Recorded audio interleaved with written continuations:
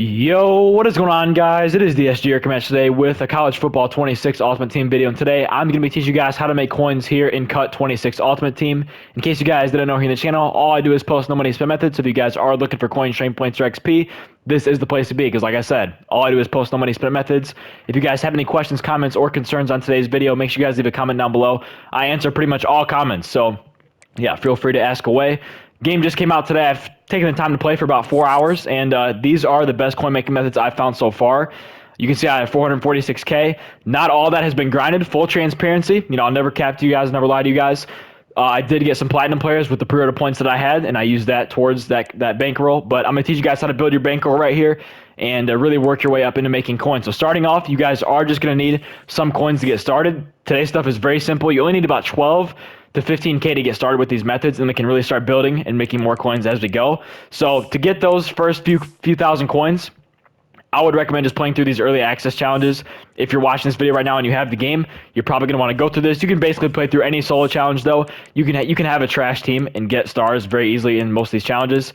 The tower might be a little bit harder. I haven't looked at it yet, but if I haven't played it yet, but if you look at these rewards, they are a little bit better. So I would assume these are going to be harder challenges. So just play through some easy solos, build your bankroll up a little bit. The next thing you want to do is head over to the marketplace and go over to general offers here as we go over to these playbooks right here. You want to look into offensive playbook fantasy packs. These are the only ones I know of so far. There's definitely going to be others out there. So if you guys want to look into that, go ahead. But I'll give you guys just one that I know of so far. I would really recommend looking through for yourself, though, to see what is available and what makes sense for what I'm about to show you guys. So you just want to go to you want to go to playbooks, and then you want to go to Bowling Green. Bowling Green is one of the most popular playbooks in the game right now, so it is running for a little bit more coins. The reason I found out about this because I actually picked Bowling Green for my playbook, and that's just kind of how I realized these cards go for a little bit more than what they should. So you could see there, that pack went for 4,500 coins.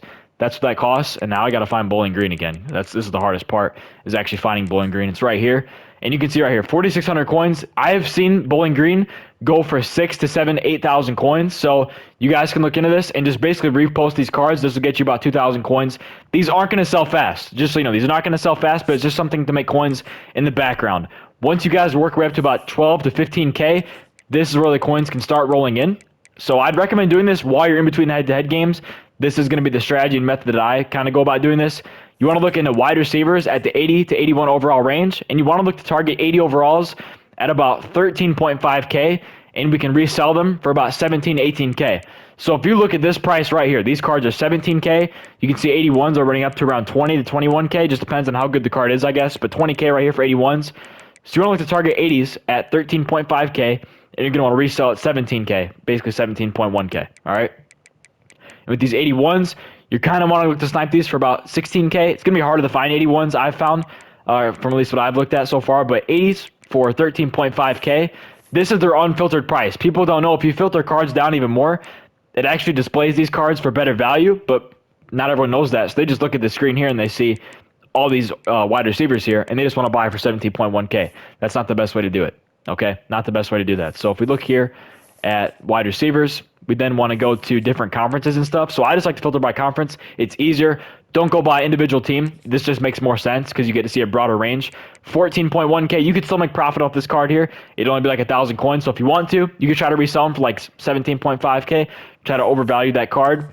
And this is really all you're doing. You're literally just filtering by different conferences, looking for 13.5K or less.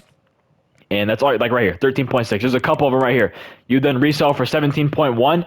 Now there is, in previous EA games, there has been a mechanic within like the auction house where the cards that we saw earlier displayed at 17.1K, they're not actually showing up right away. You have to wait for them to get later into its auction timer. So place the card on the auction house for 1 hour, and they're not going to sell right away. But I've noticed in previous Maddens, and I don't know if it was like this last year for college football, but they don't actually sell until later on in their auction timer. So you might just want to be a little bit patient, and then they will hopefully sell. There should be a lot of people buying cards today, I would assume. A lot of cards are coming out of packs, so there should be a lot of buyers as well. But yeah, this is just, you're seeing here, there's good value here in these cards. You can just keep going down. The Big 12, stuff like that, that's not really our target price, but just keep going back and forth. I would only filter by conference. That should be all you really need to do. You can also look at 81s. If you want to look for 81s too, just filter by newest by clicking left trigger. Just depends on what console you're on, but it should just be left trigger. You could then look at 81s easier as well. 81s just seem so much rare and harder to find, Once you guys are doing this, I would really recommend you just go and play head-to-head games while you're doing that. I haven't played any head-to-head yet. I've pretty much only looked at making coins. I've only played some head-to-head squads with my friend. Haven't played any head-to-head yet at all, but it's gonna be worth it because you do get some packs, you get coins, stuff like that from playing head-to-head. So while those cards are on the auction house waiting to sell, you can go ahead and grind head-to-head. This is pretty much the best way to maximize your coins in a small amount of time. That's really what I'd recommend doing. Once you start building your coin stack up a lot, in previous Maddens, this has worked, especially early on in the year. I've noticed this works. You're kind of just looking at high overall cards and looking for the right windows to sell. This is pretty risky, but you can make a good amount of coins for basically doing nothing. And I haven't looked too far into this yet, but I'm just going to throw this out there because this has just been a viable option in the past. Basically, just filter by all ACC. This here, you want to find a card you like on the auction house, and you want to look for a big gap. Probably just filter by conference like I just did here because there's so few high overall cards in the game. And you're just looking for a big price gap in some of these cards. And you can also, I believe, go online to mutt.gg. There's probably a college football website as well, where you can look at previous auction sales to see what the gaps are in these auctions. Like right here, this guy, there's only one of him on the auction house. I don't see any more. So what I would do is then go out like right here. He's 184K in this one. And where was he up here? He's 147. So you'd want to be knowledgeable and try to understand what the gap is on his previous sales. If he's been selling at 150K and this one is up for 180, that wouldn't work. Okay, wherever he just went. I think I just saw him. That was the right guy, right? Hopefully it was. But that's kind of just how you want to attack that. Look for large gaps in these cards. And you can also just get lucky buying some of these cards and hoping for a swing in price. Some of these high overall cards do swing in price early on in the year because so many people open packs today, which is going to drive those high-end cards down in price, especially 85s. We saw there was a pack in the store that was 85 plus pack guaranteed, which is going to drive 85 overalls down in price. Assuming as less people are opening packs, less people are pulling 85s, therefore these 85s should go back up in price. Not saying to do this, but it's a method that has worked pretty much every single year in Madden, and it's probably going to be the same in College Ultimate Team. Don't see why it wouldn't be the exact same. So just look at some of these 85s, look to see how you could swing off these prices and try to maximize your profit. A guy right here, this guy, there's only one of them on the auction house, right? And, I guess that wasn't the right guy I was looking at. But, yeah, it definitely wasn't the same guy. It was just Miami. Kind of fumbled the bag on that one. But, yeah, there's only one of this card on the auction house that I can see here. I guess that guy was a good gap, right? This guy's 213, and right here he's 147. So it's actually even better. That's like a 70,000 coin gap on this card. So, perfect example. You can look at cards like this. They might not sell right away. So there is a lot of risk involved in this. There's a lot of coins you're risking, but the profit you can make on those cards that do hit, it's going to be worth it. And I would also, once again, expect these cards to raise in price. So just keep that in mind. Stuff to look out for. Just swinging off these high overall cards. And then also, I would just really recommend stacking your bankroll. You're going to want coins as the year goes on. It's just like real life with money. You want coins to make coins. In real life, you need money to make more money. So just look at it like that. Before you go out and buy a bunch of players, before you go out and buy Ricky Williams and all these fun cards, save your coins a little bit, build up a good bankroll. My target is always 1 million coins.